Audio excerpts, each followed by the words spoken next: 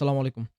কেডিবিতে যাদের জোন আসে না, হ্যাঁ? আপনারা হচ্ছে ডেলিভারি মেথড এ আসবেন। ডেলিভারি মেথড থেকে আপনাদের যে কেডিবি অলরেডি এড করা আছে, এটা এডিট করবেন। এডিট করলে দেখতে পারবেন যে এখানে অটো অ্যাড্রেস পার্সিং এর একটা অপশন আছে।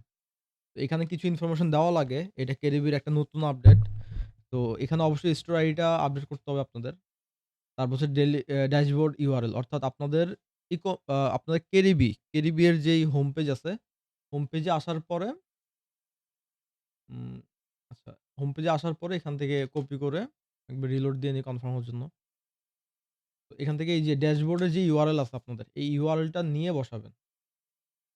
তারপর হচ্ছে আপনার ফোন নাম্বার, হ্যাঁ? মার্চেন্টের যে ফোন নাম্বার, এই ফোন নাম্বারটা আপনারা আপনাদের যেই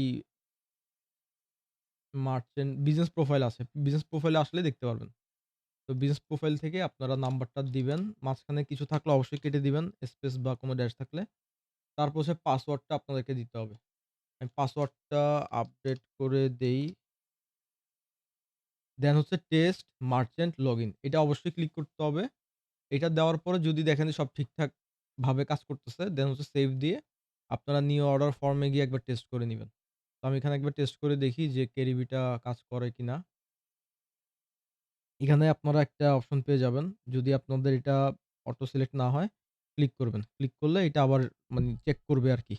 তো ইনশাআল্লাহ যদি আপনারা সেটআপটা আপডেট করে নেন, কেডিবির সাথে ইকম ড্রাইভের, ইনশাআল্লাহ আপনাদের জোনটা অটোমেটিক সিলেক্ট হয়ে যাবে।